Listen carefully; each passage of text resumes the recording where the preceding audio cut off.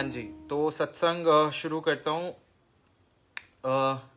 कैसे मैं गुरुजी से जुड़ा। उस टाइम पे मेरे ख्याल से इतनी ना समझ थी, ना इतना कुछ ज्ञान था कि गुरुजी कौन है, गुरुजी क्या है। बट हमेशा जब भी गुरुजी के बारे में सुना किसी से भी, तो मेरे ख्याल से मैंने उनका मजाक ही उड़ाया कि आप किन गुरु से जुड़ गए हो या किन की बातें सुनते हो।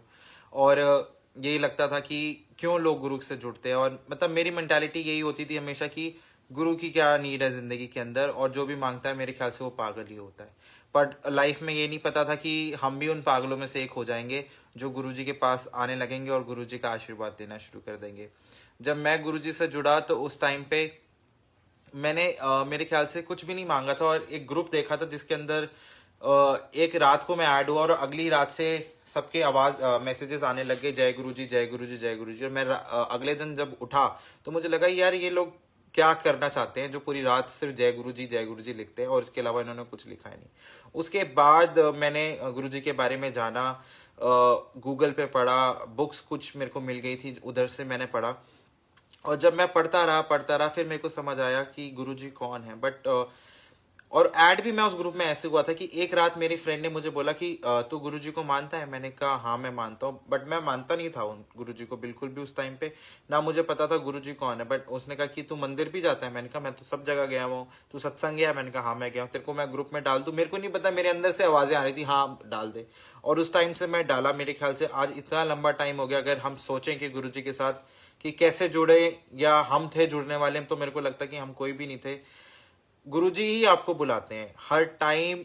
गुरुजी आपको आगे बढ़ाते हैं कि अपनी तरफ खुद खींचते हैं। अगर हमें ये लग रहा है किसी लाइफ में कि हम गुरुजी के पास खुद जुड़ सकते हैं, हम गुरुजी के पास खुद पहुंच सकते हैं, तो मुझे लगता है हमारा दिमाग बिल्कुल खराब हो चुका है कि हम ये सोच रहे हैं कि गुरुजी के पास हम खुद जा सकते हैं। अभी रिसेंटली मैं बड़े मंदिर गया था, और बड़े मंदिर जब मैं गया तो इवेंचुअली वहां पे एक लेडी मेरे पास आई, और उसमें उन्होंने मुझे एक गुरुजी का स्वरूप दिया हाथ में छोटा सा, और उन्होंने बोला कि ये आप ले लो। तो मैंने उसको एक्सेप्ट किया। मैंने कहा अब इसके पीछे मैंने जब देखा तो उसके पीछे एक कोटेशन लिखी हुई थी, तेरा इंतजार खत्म जा तेरा कल्याण कीता। तो हमें शायद पता भी नहीं होता जब हमें गुरुजी मंदिर बुलाते हैं या कुछ भी काम ऐसे करवाते हैं तो हमारे कितने कष्ट और कितने दुख काटते जाते हैं। तो ऐसी जब मैं पहले गुरुजी के पास जाया करता था तो मैं गुरुजी से हमेशा यही पूछता था कि गुरुजी इतनी बारी मंदिर क्यों बुलाते हो, या इतनी बारी सत्संग में सेवा क्यों कराते हो। इतने सारे लोग हैं जो हमेशा यही सोचते हैं कि हम मंदिर नहीं जा पा रहे या हम सत्संग नहीं जा पा रहे, बट मेरे को ऐसा लगता था कि मैं ओवर ही जा रहा हूँ, या मैं ओवर ही क्योंकि मंदिर अगर मेरे ख्याल से 5 दिन खुलता था तो मैं 5 दिन जाता था। जैसे मर्जी करके मंदिर पहुंचना होता था, कोई ना कोई किसी को बोलना या खुद पहुंच जाना, या कोई भी पब्लिक ट्रांसपोर्ट भी लेना, मेट्रो में चले जाना, कुछ भी करना, गुरुजी के पास इतना खिंचाव होता था कि नहीं गुरुजी के पास जाना है, शब्द बानी से पहले पहुंचना है, मंदिर खुलने से पहले पहुंचना है, और जाके बाहर बैठ जाया करते थे। बट धीरे धीरे धीरे गुरुजी ने समझाया कि मंदिर जितनी बारी आप जा रहे हो, जितनी बारी भी आप सत्संग में जा रहे हो, गुरुजी आपके कोई ना कोई कष्ट काट रहे होते हैं। और हर एक चीज का एक रीजन गुरुजी ने समझाया कि सेवा भी गुरुजी ने मुझे जब दी, जब मैं पहले बहुत सेवा मांगा करता था, गुरुजी मुझे सेवा दीजिए, मुझे मंदिर में सेवा करनी है, मुझे सत्संग में सेवा करनी चाहिए। उसके बाद एक टाइम ऐसा आया कि मुझे सेवा मिलती गई, सत्संग में भी सेवा मिलती गई। कभी ये सोच नहीं पाया कि इतना प्रॉम्प्ट, इतनी इनकी वेलोसिटी अच्छी कैसे होती जा रही है हर चीज की। बट गुरुजी को पता था कि गुरुजी कौन सा कल्याण कर रहे थे। गुरुजी ने एक टाइम पे मुझे बोला था सेवा ही और सिमरन ही तेरी खुराक है, मंदिर आना ही तेरी खुराक है। तो वो सेवा मुझे मिलती रही। एक टाइम ऐसा भी था कि शायद लाइफ के अंदर कोई दिख भी नहीं रहा था, बहुत परेशानी थी, ना कोई समझ आता था कि आगे देखूं या दाएं देखूं या बाएं देखूं। बट अगर गुरु जी की तरफ देखता था तो ये लगता था एक होप है। और उसी होप में मेरे ख्याल से कभी ना कभी हम खुद ही मेंटली इतने परेशान हो जाते हैं, प्रॉब्लम में आ जाते हैं कि हमारी लाइफ से मुस्कुराहट खत्म हो जाती है। हमारी लाइफ में हमें ऐसा लगता है कि कोई हमारा दुख सुनने वाला नहीं है, हमारे साथ देने वाला नहीं होता। तो ऐसी लाइफ मेरे भी ऐसी टर्निंग पॉइंट पे आई जहाँ पे मुझे ऐसा लगा कि मेरी लाइफ में मेरे से कोई कनेक्ट नहीं करने वाला है, ना कोई मेरी सुनने वाला है, और चारों तरफ से दुख ही दुख दिखता था मुझे। कुछ खुशी का एक कहते हैं ना आपको एक आभास हो रहा है या आपको कुछ इंट्यूशन हो रही है कि कभी खुशी भी आएगी, पर मुझे ऐसा लगता था कि मेरी लाइफ ऐसी कटेगी थ्रू आउट कि हमेशा सिर्फ दुख ही दुख होगा, परेशानी ही होती रहेगी और कुछ अच्छा नहीं होगा। उस टाइम पे जब मैं रातों को बैठ के रोता था तो गुरुजी ने मुझे बोला था कि डायरियां लिखनी शुरू कर। और उस टाइम से आज भी अगर कोई बुरा टाइम होता है तो मैं वो लिखता हूँ। और गुरुजी ने बोला था ये सत्संग बन जाएंगे सारे। और धीरे धीरे जो मैंने पिछले लिखे पुरानी जितनी भी मेरी बातें थी जिनमें मैंने गुरुजी को बोला था कि गुरुजी आज मेरे साथ ये हो गया, आज मेरा किसी ने दिल दुखाया है, आज मेरे साथ किसी ने ये किया, या मेरे साथ ये हो गया गुरुजी, आज मेरी लाइफ थोड़ी सी प्रॉब्लम में थी, खुशियां भी लिखी। बट कहते हैं ना हम गम में ज्यादा लिखते हैं, हम गम में भगवान को ज्यादा याद करते हैं। तो मैंने जब वो लिखना शुरू करा, आज धीरे धीरे जब मैं पन्ने पलट के देखता हूँ तो समझ आता है कि कहाँ से लाइफ शुरू करी थी और आज कहाँ आके हम खत्म हो गए। और खत्म तो क्या हो गया, लाइफ चल रही है। गुरुजी एक एक करके वो पुराने पन्ने दिखाते रहते हैं और ये समझाते रहते हैं कि देख तू कहाँ पे था और मैंने आज कहाँ पहुंच दिया। ऐसी थोड़े दिन पहले ही मैं एक सत्संग में बैठा हुआ था और मैं किसी बात को लेके बड़ा परेशान, और जैसे ही मैंने आंख बंद करी तो मैंने अपने आप पुराना वो बैठा हुआ सामने मैं देखा कि मैं पुराना जैसे बैठा करता था और मैं बैठ के रो रहा हूँ। और एकदम से मन में आवाज आती है कि वो पुरानी चीजें तो याद कर जो मैंने तेरे को ब्लेस कर दी। तो जिन चीजों के लिए शायद हम रो रहा था, मैं जब हम रोते ही हैं, वो गुरुजी आपकी आंखों के आगे लाके खड़ी कर देते हैं कि ये भी ले ये भी ले। और हम लोग ये शायद सोच भी नहीं पाते कि इतना कुछ हम शायद डिजर्व भी नहीं करते थे जो गुरुजी ने हमें दे दिया। तो मेरे ख्याल से हम सब की लाइफ कहते हैं ना 360 डिग्री गुरुजी चेंज कर देते हैं। हमारा हर जगह आना जाना सब गुरुजी की तरफ से गाइडेड है। आपकी लाइफ में कौन आ रहा है और कौन जा रहा है, हर किसी के पीछे एक रीजन है। आपकी लाइफ में ऐसे लोग भी होंगे जो आपसे बहुत कनेक्ट हो जाएंगे, और गुरुजी यही बोलते थे तेरे कार्मिक अकाउंट किसके साथ कितने जुड़े हैं वो सिर्फ मुझे पता है। और आपकी लाइफ में वो लोग भेजते हैं और एकदम से वो लोग छूट भी जाते हैं, और उनका मतलब यही होता है कि गुरुजी कहते थे कि आपके कार्मिक अकाउंट्स खत्म हो गए उनके साथ। और मेरे साथ भी गुरुजी ने यही करा। जब मैं 12th स्टैंडर्ड से अपने कॉलेज में आया तो काफी सारे ऐसे लोग थे जिनको मैं बहुत अपना मानता था, और हमेशा ऐसा लगता था। मैंने गुरुजी को जाके सिर्फ एक बार ये बोलता कि गुरुजी मुझे इन झंझटों से दूर करना है, मुझे कोई भी कॉन्स्पिरेसी में नहीं पढ़ना, कोई भी फालतू की चीजों में नहीं पढ़ना। बट मेरा गुरु ने मुझे उन सब चीजों से ऐसे निकाला, जैसे कहते हैं ना अगर बहुत बड़ी अगर आग भी लगी और उसके अंदर से आप बच के निकल जाते हो, मैं ऐसे ही निकला था। मैं कभी सोच भी नहीं सकता था एक 16 साल का लड़का जो कभी मतलब मैं बोल्ड तो हमेशा से रहा, बट गुरु मैं कोर्ट में पहुंच गया था, ये हो गया था मेरी लाइफ में। बहुत सारी पर्सनल चीजें होती है जो हम यहाँ पे शेयर नहीं करते हैं, बट गुरुजी ने इतना ब्लेस किया कि शायद वर्ड से मैं अगर डिस्क्राइब करना चाहूँ तो बहुत कम होगा। अगर हम शब्दों से बताएं कि मेरी गुरु की वड्याई कितनी है और महिमा कितनी है, तो मुझे लगता है हम कभी भी जस्टिफाई नहीं कर पाएंगे। ऐसे ही मेरे बहन के बेटे को भी गुरुजी ने ब्लेस किया था। काफी सारी संगत गुरुजी ये कहते थे कि किसी ना किसी का कल्याण लिखा है, आप जितनी बारी सत्संग सुनोगे आपको एक नई चीज सुनने को मिलेगी। वो भी 2nd फ्लोर से नीचे गिर गया था और उसकी भी ज्यादा होप्स नहीं थी। और जब हमने उसको हॉस्पिटल लेके गए तो जब मैंने उसको पहली बार देखा तो मुझे यही लगा था कि शायद अब इसके अंदर कुछ बचेगा नहीं। बट गुरुजी साथ थे और मैं गुरुजी का ही सिमरन कर रहा था। और किसी ने मुझे बोला उस टाइम पे कि सचखंड का प्रसाद गुरुजी दिया करते थे। तो जब किसी के साथ कनेक्ट हुआ कि आप मुझे सचखंड का प्रसाद दो, तो उन्होंने मुझे यही बोला कि जब गुरुजी की आज्ञा होगी जब आपको सचखंड का प्रसाद मिलेगा। मैंने कहा ठीक है, जैसी गुरुजी की आज्ञा। और उनका मेरे को 5-6 दिन तक कोई रिप्लाई नहीं आया कि आपको प्रसाद देना है या नहीं देना है। मैंने यही सोचा कि शायद गुरुजी नहीं देना चाहते होंगे वो प्रसाद मुझे। और जब मैं फिर वो एक दिन अपने पार्लर में बैठी हुई थी, मजाक की बात ही या जो हमें हंसी लगती है, और वो बाल धुलवा रही थी वहां पे। और गुरुजी ने उनको बोला तो इतने बाल धुलवा रही है, उत्थे किसी से जानते भी नहीं आई है। और उन्होंने बोला कि आप बहुत जल्दी हमारे पास आओ और वो प्रसाद लेके आओ। जैसे ही मैं वो प्रसाद लेने गया, एक्चुअली वो इतना छोटे छोटे हमें पैकेट्स मिलते हैं। जब मैं जाने लगा तो उनका बेटा मुझे कहता है कि आपने एक पैकेट तो ले लिया, आप 6 पैकेट और लो, इन टोटल ऑफ 7 पैकेट। जब तक हमें नहीं पता था कि वो प्रॉब्लम क्या है, क्या उसके सर में लगी है, बट ये पता था उसके फ्रैक्चर्स आए हैं, कंधा डिसलोकेट हो गया है और बहुत सारी और चीजें हो गई हैं। तो जब मैं वो प्रसाद लेके डॉक्टर के पास पहुंचा वहां पे वो हॉस्पिटल में, he was there in ICU। और जब मैं वहां लेके वो पहुंचा तो पता लगा उसके ब्रेन के अंदर 7 क्लॉट्स है, एग्जैक्टली 7। और गुरुजी ने 7 वो अपने प्रसाद भिजवा दिए थे मैं। और उन्होंने बोला था हर दिन एक प्रसाद देना है। और मैं ये सोचा था कि ये छोटा सा बच्चा जो ना बोल पा रहा है ना सुन पा रहा है, ये प्रसाद कैसे खाएगा। तो हम उसको 1 चम्मच दूध के अंदर वो प्रसाद घोल के दिया करते थे। एक एक दिन वो प्रसाद दिया, 7वें दिन वो प्रसाद उसने घर आके लिया जो ICU में था। तो ऐसे मेरे गुरु की बढ़ियाई है कि मैं इनका कितना भी शुक्र करूं, कितना भी थैंक यू बोलूं, लव यू बोलूं, मेरे ख्याल से वो कम ही होगा, क्योंकि गुरुजी ने इतना कुछ दिया है। क्रिसमस का टाइम है और गुरुजी के साथ वो त्योहार बनाते थे, आज भी वो दिन याद होते हैं कि गुरुजी को मैं हमेशा ही बोलता था कि गुरुजी आप भी मेरी जिंदगी की सेंटा हो, क्योंकि वो जो आपको गिफ्ट दे सकते हैं ना, मेरे को लगता है आपकी लाइफ ट्रांसफॉर्मिंग गिफ्ट आपको गुरुजी देते हैं। आपको एक नया इंसान बना के गुरुजी आप आगे रखते हैं और आपको दिखाते हैं कि देख, जिंदगी ने तो तेरे को सिर्फ रोना सिखाया था और आज मैं तेरे साथ हूं तो मैं तेरे को हंसना सिखा रहा हूँ।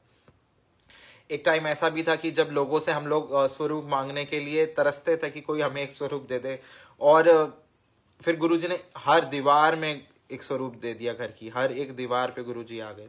और यही समझ आया, उस टाइम पे एक भजन चलता था कि जिनके घर गुरुजी की तस्वीरें चमक गई उनकी तकदीरें। तो मुझे यही समझ आया कि जहाँ पे भी गुरुजी ने, जिस कॉर्नर में गुरुजी ने स्थान लिया, उधर कोई ना कोई नेगेटिविटी थी, कोई ना कोई प्रॉब्लम थी, और गुरुजी ने वहां आके वो कष्ट काटे। तो उन उन बातों का भी शुक्राना, उन पलों का भी गुरुजी शुक्राना कि आज इतनी अच्छी जिंदगी जी रहे हैं, हम सबके चेहरों पे एक मुस्कुराहट है। और क्रिसमस का त्योहार आ रहा है, तो हम सब मिलके गुरुजी को यही बोलेंगे कि गुरुजी आप ही हमारे सैंटा हो लाइफ के, क्योंकि आप जो गिफ्ट दे सकते हो, तो हमें तो वो जुराबे टांगने की भी जरूरत नहीं है, आपने तो बिना जुराबे टांगे हमें सब कुछ दे दिया। वो हमेशा मुस्कुराते रहते हैं, हर चीज देखते हैं, पर गुरुजी कहते थे 90% तो मैं ही ले लेता हूँ, 10% आपको झेलना है। तो 10% झेलने में मुझे ऐसा लगता है कि हम इतने डिप्रेस हो जाते हैं, इतने परेशान होते हैं कि हम वो 10% कैसे झेलें।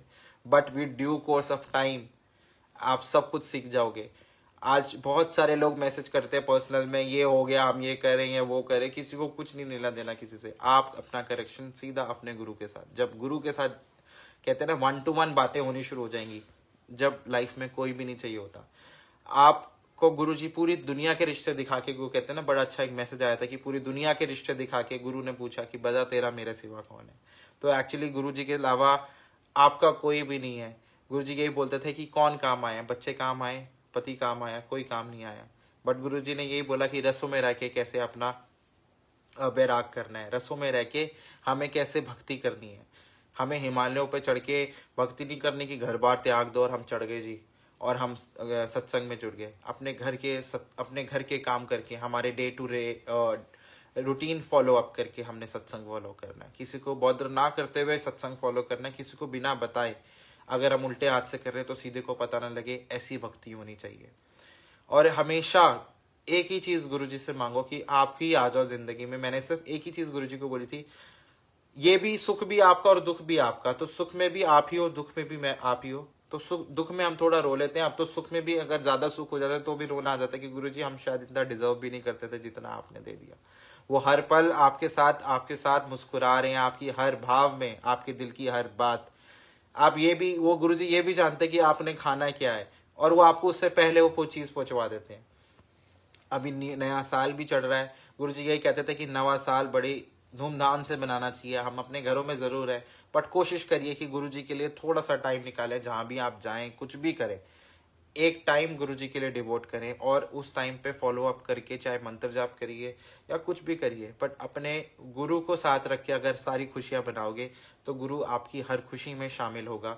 गुरु आपके अंग संग रहेगा, क्योंकि जब अंग संग ही वाहिगुरु होगा तो मुझे लगता है किसी भी चीज की कोई दिक्कत नहीं होती। क्योंकि हमें बहुत सस्ते में रब मिल गया। हम दिल्ली वालों और हम लोगों को तो बिल्कुल भी वो नहीं है कि हम किस भगवान के साथ हम बैठे हैं। हम लोगों की इतनी औकात भी नहीं है कि हम गुरुजी को कुछ मांग सकें या गुरुजी को बोल सकें, ना हमारे कर्म इतने अच्छे हैं।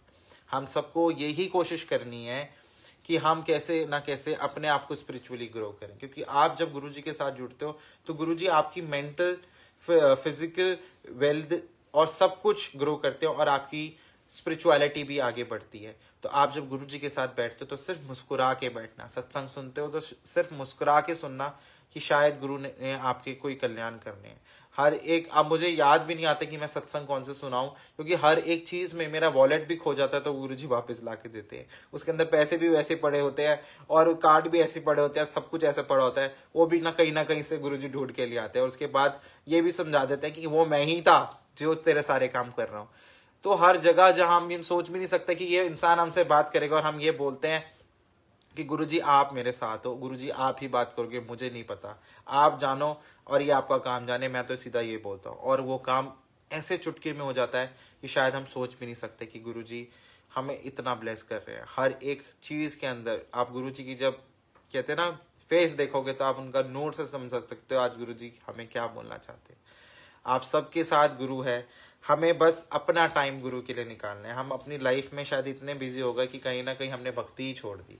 हमें लगता है कि भक्ति ना करें तो क्या फर्क पड़ता है, बट कहते हैं उन्हें एक बड़ी अच्छी एक वो आई कि भक्ति से आपको क्या मिल जाता है। उसने ये बोला कि भगवान और भक्ति से मुश्किलियां तो आएंगी, परिस्थितियां बुरी भी होंगी, बट उसको झेलने का साहस भगवान आपको बहुत अच्छा दे देगा।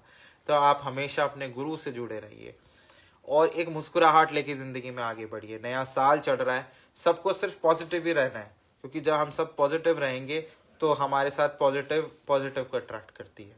और गुरु जी की संगत कभी भी निराश नहीं होती, मुझे तो इतना समझ आया, क्योंकि हम सब भुगत भोगी हैं। हम सब टूटे हुए क्रेयॉन्स थे जो गुरुजी ने कलर करना हमें सिखा दिया। हम सब वही तार थे गिटार की जो ढीली हो चुकी थी, गुरुजी ने टाइट करके बजा दी। और इतनी अच्छी धुनें बज रही हैं कि लाइफ मुझे लगता है इससे ज़्यादा अच्छी हो ही नहीं सकती थी जो आज हम जी रहे हैं। कुछ सोचना नहीं पड़ता, कुछ समझना नहीं पड़ता, वो काम हो जाता है। पतवार भी नहीं हिलती, नाव चल जाती है। हम सबको यही कोशिश करनी है कि हम कैसे अपने आप को आगे बढ़ाएं। और सत्संग मैं याद करने की कोशिश कर रहा हूँ कि मुझे आ जाए, बट कहते हैं ना कि वो ही बुलवाते हैं जो गुरुजी ने बुलवाना होता है। और क्योंकि सोनिया आंटी थी नहीं और मैं उनको ये बोला था मैं बोलूँगा क्या मुझे नहीं पता, और इन्होंने यही बोला कि आके सत्संग कर। मैंने कहा ठीक है, जितना टाइम मेरे से होगा मैं सत्संग कर लूँगा। मैं उन्होंने बोला 10 बजे आ जा। मैंने कहा मेरे ख्याल से I will be there for 10 to 10:30 only, because इतना ही मैं बोल पाऊँगा, क्योंकि प्रेयर कमिटमेंट्स बहुत जगह बहुत थे।